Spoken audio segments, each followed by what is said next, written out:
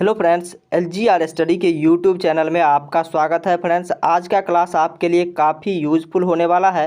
तो class start करने से पहले हम आपको बता दें कि वीडियो को सबसे पहले आप शेयर कर दीजिए ताकि आपके अन्य साथी के पास भी ये पहुंच सके और वो भी इसका फ़ायदा उठा सके। साथ ही साथ हमारे LGR स्टडी ऐप को इंस्टॉल कर लीजिए, जिससे आपको ऑनलाइन टेस्ट देने में काफ़ी आसानी होगी। साथ ही साथ आप यहाँ से PDF भी प्राप्त कर सकते हैं। हमारे टेलीग्राम चैनल को ज़रूर ज्वाइन कर लें और हमारे वेबसाइट को विजिट करके आप काफ़ी हेल्प प्राप्त कर सकते हैं। साथ ही साथ हमारे फेसबुक और इंस्टाग्राम पेज पर जा कर के हमें फॉलो कर सकते हैं।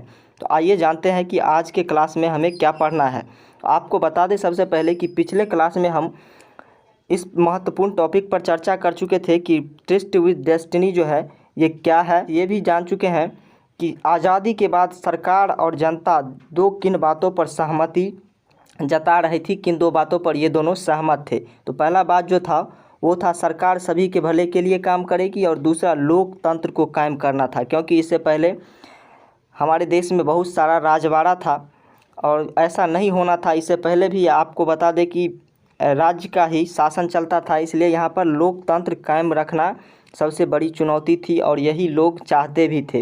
तो इन दो टॉपिक पर हम बड़ी ही विस्तार से चर्चा कर चुके हैं। तो आइए आज के टॉपिक पर आते हैं। आज का टॉपिक है विभाजन जो हुआ उस समय विस्थापन और पुनर्वास जो हुआ था और कैसे लोग अपने जीवन को बचाए। इन सब बातों पर हम चर्चा करेंगे, लेकिन इससे पहले जान लेते हैं कि आखिर विभाजन का मुद्दा जो है ये सबसे पहले किसने उठाया, यानी कि द्विराष्ट्र सिद्धांत का मुद्दा जो है वो किसके द्वारा उठाया गया। तो मुस्लिम लीग के द्वारा द्विराष्ट्र सिद्धांत का मुद्दा उठाया गया था।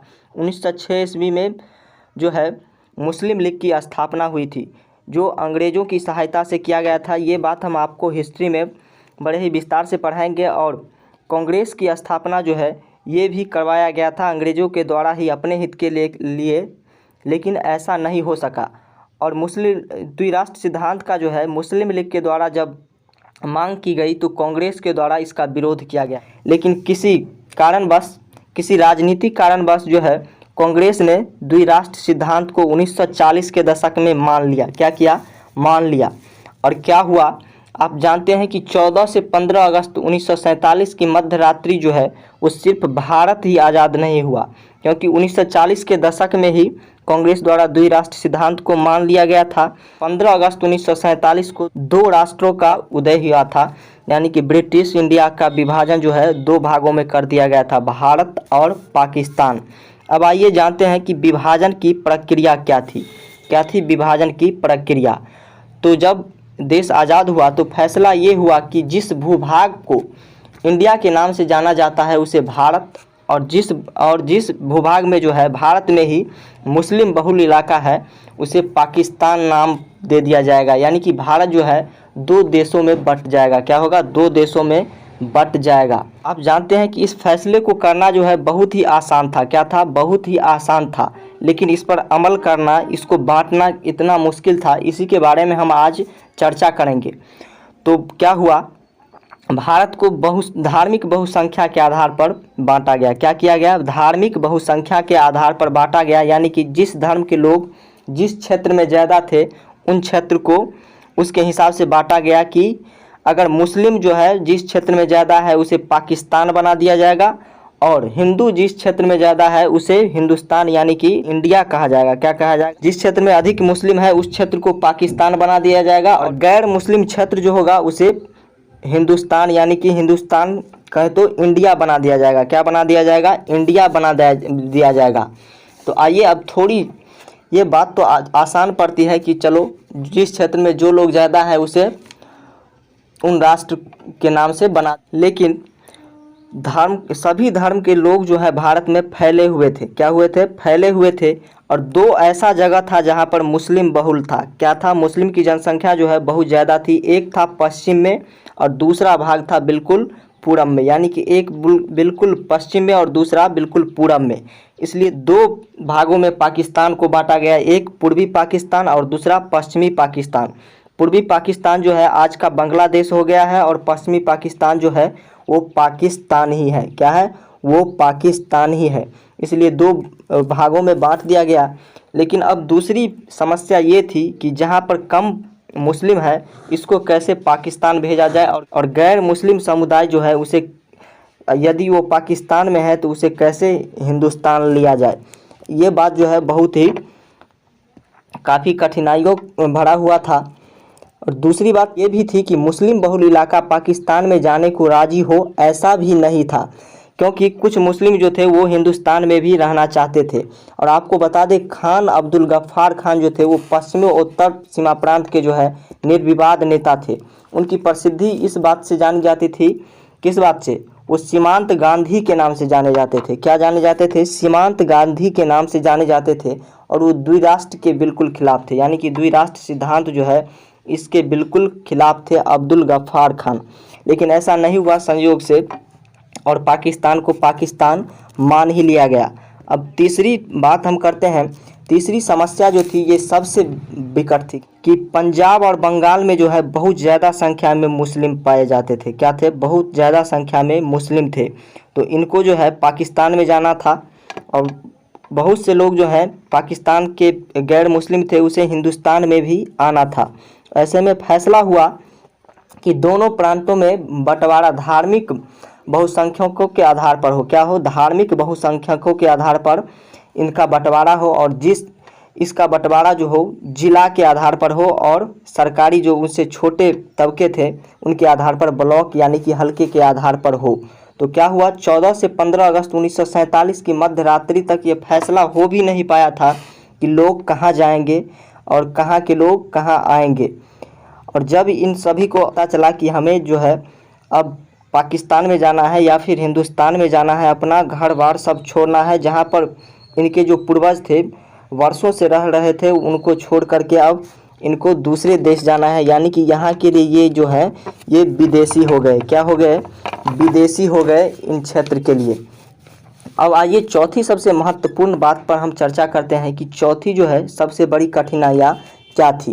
तो ये जो थी बहुत ही अबूझ कठिनाइयाँ थी। आप यहाँ तक मान लिए कि पंजाब बहुल इलाका को जो है ज़िले के आधार पर बांट दिया गया, बंगाल बहुल जो मुस्लिम इलाका था वो बांट दिया गया।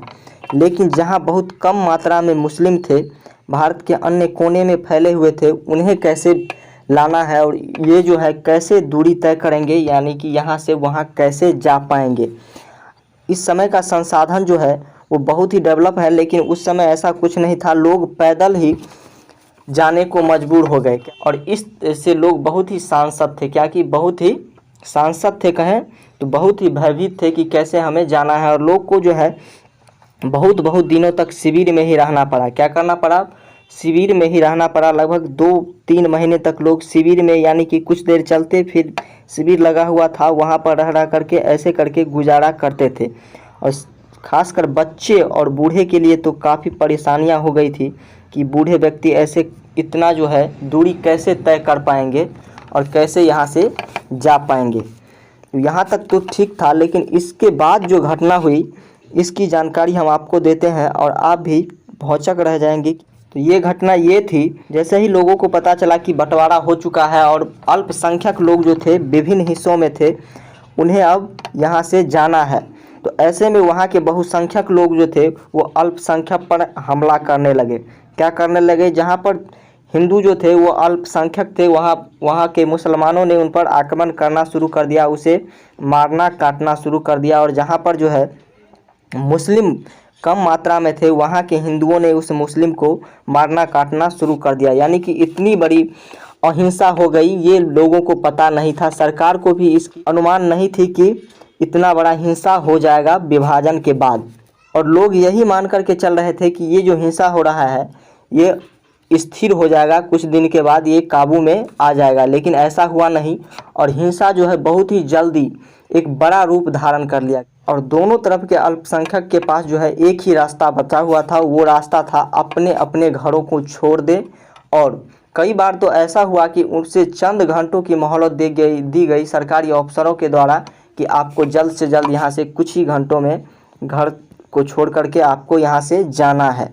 हिंसा जो है वो इतना बढ़ी कि जैसे कुछ शहर थे, लाहौर, अमृतसर, कोलकाता, ये जो शहर थे ये सांप्रदायिक अखाड़े बन गए थे। यानी कि यहाँ जो लोगों को एकदम मार घात किया जा रहा था, और अखाड़े में तब्दील हो गए थे। जिन इलाकों में ज़्यादातर हिंदू अथवा सिख आबादी थी उन इलाकों में मुसलमानों ने जाना छोड़ दिया, और ठीक इसी तरह जिस इलाके में जो मुस्लिम बहुल थे यानी कि मुस्लिम की जनसंख्या अधिक थी उस इलाके में हिंदू जाना छोड़ दिए थे। क्या किए थे? उस गली में यानी कि उस इलाके में जो है मुस्लिम जाना बंद कर दिए थे, क्योंकि जहाँ भी दूसरे धर्म के लोग मिल जाते थे एक बहुसंख्यक को तो उनके साथ हिंसा करते थे और उससे के साथ जो है मारघात करते थे। और लोग जब पैदल चले तो इस समय बहुत से लोगों को किडनैप भी कर लिया गया, खास करके औरतों को किडनैप कर लिया गया।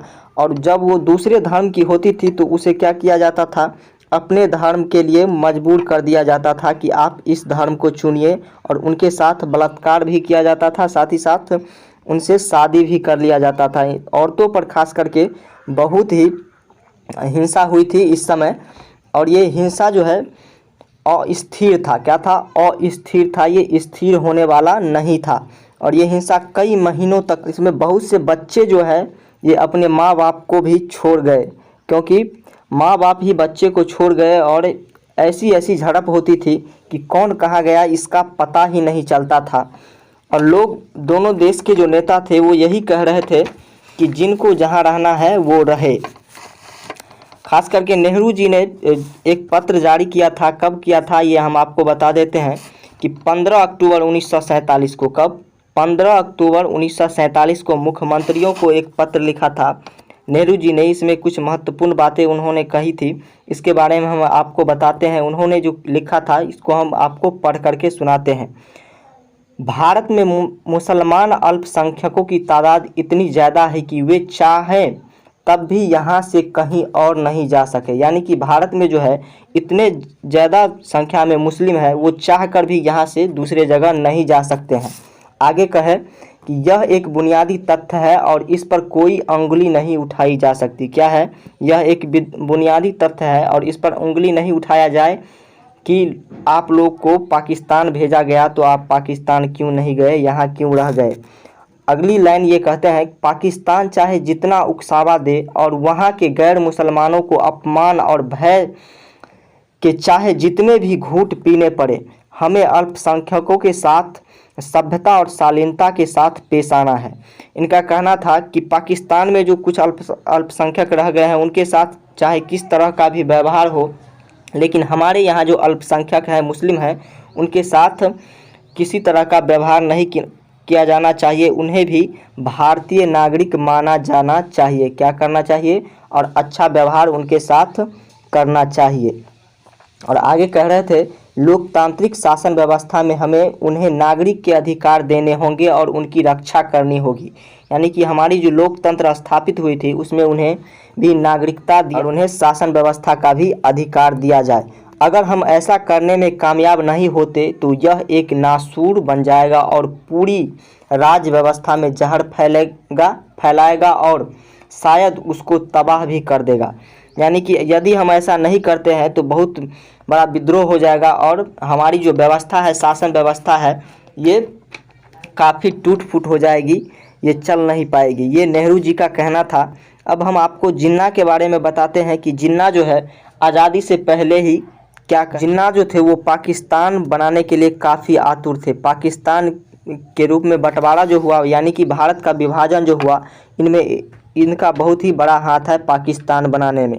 और इन्होंने 11 अगस्त 1947 को कराची में पाकिस्तान की संविधान सभा इसमें अध्यक्षीय भाषण देते हुए क्या कहा था, ये हम आपको पढ़ के सुनाते हैं।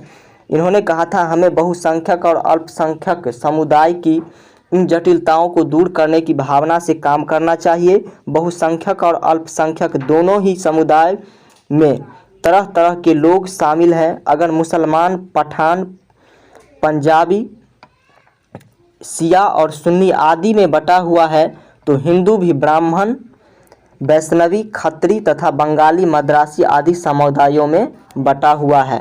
पाकिस्तान में आप आज़ाद हैं, आप अपने मंदिर में जाने के लिए आज़ाद हैं, आप अपने मस्जिद में जाने के लिए आज़ाद हैं, अन्य पूजा स्थल पर जाने के लिए आज़ाद हैं। आपके धर्म, आपकी जाति या विश्वास से राज्य को कुछ लेना देना नहीं है। क्या है? इन्होंने कहा कि आप जहाँ भी हैं आज़ाद हैं, आप यदि हिंदू हैं तो मंदिर जा सकते हैं, मुस्लिम हैं तो मस्जिद जा सकते हैं आराम से, आपको कोई रोक टोक नहीं किया जाएगा। क्योंकि मुस्लिम जो है वो भी बहुत से समुदाय में बटे हुए थे, शिया, सुन्नी, पंजाबी, इन सब में। और आपको पता है कि हिंदू भी कितने समुदाय में बटे हुए हैं। तो सभी को इन्होंने भी एक साथ पाकिस्तान में रखने का जो है प्रयास किया था। ये हम आपको बता ही चुके हैं कि पंजाब और बंगाल का विभाजन जो है किस तरह त्रासदी साबित हुआ था, किस तरह की हिंसा हुई थी। और दूसरी बात जो थी वो थी विभाजन की सबसे अबूझ कठिनाई। क्या थी? विभाजन की सबसे अबूझ कठिनाई, अल्पसंख्यक। इसके बारे में भी हम आपको बताए हैं कि देश के विभिन्न हिस्सों में जो है अल्पसंख्यक फैले हुए थे और इनको कैसे वहाँ से यहाँ लाया जाए, यानी कि पाकिस्तान से हिंदुस्तान लाया जाए और हिंदुस्तान में जो है उन्हें कैसे पाकिस्तान भेजा जाए। तो ये जो थी सबसे अबूझ कठिनाई थी। और इसमें कितना इसमें कितना हिंसा हुआ ये भी हम आपको बताएं कि औरतों को बलात्कार किया गया, उनसे ज़बरदस्ती शादी किया गया और जो लोग को किडनैप किया जाता था उनको जबरन जो है वो दूसरे धर्म को स्वीकार करने के लिए मजबूर किया जाता था। इन सब बातों पर हम चर्चा किए। और बच्चे जो है इसमें कितने जो बच्चे हैं वो अपने माँ बाप को खो दिए, कितने बच्चे जो है वो अपने माँ बाप को खो दिए, कितने बूढ़े की मृत्यु हुई। लगभग आपको ये तो हम बताना भूल ही गए कि इसमें मृत्यु कितनी हुई। लगभग 5 लाख लोगों की मृत्यु हुई थी विस्थापन में। कितने लोगों की? 5 लाख। तो आज के लिए इतना ही रखते हैं। आपको बता ही दिए कि पूर्वी पाकिस्तान और पश्चिमी पाकिस्तान किस तरह से विभाजित हुआ। लास्ट में हम आपको यही कहना चाहेंगे कि वीडियो यदि आपको अच्छा लगे तो वीडियो को लाइक कर दीजिएगा और सबसे पहले शेयर तो कर ही दीजिएगा ताकि आपके अन्य साथी भी इसका फ़ायदा उठा सके और अच्छी तैयारी कर सके। साथ ही साथ हमारे LGR स्टडी को सब्सक्राइब कर लीजिएगा ताकि आपके सब्जेक्ट का नोटिफिकेशन पहुंचेगा आपको सबसे पहले। और LGR स्टडी ऐप को डाउनलोड करके आप यहां से फ्री PDF प्राप्त कर सकते हैं और ऑनलाइन टेस्ट बिल्कुल फ्री में दे सकते हैं। टेलीग्राम चैनल को ज्वाइन कर लीजिए जिससे बहुत सारा PDF यहां से भी आपको प्राप्त होगा। और सब्जेक्टिव ऑब्जेक्टिव का क्वेश्चन जो है आपको प्रैक्टिस के लिए यहाँ से मिल जाएगा हमारे LGR स्टडी वेबसाइट से। साथ ही साथ बहुत सारी जानकारी जो है इंस्टाग्राम और फेसबुक पर भी हम देते रहते हैं, तो इसलिए यहाँ जाकर के भी आप हमको फॉलो कर लीजिएगा। तो आज के लिए इतना ही। Thank you.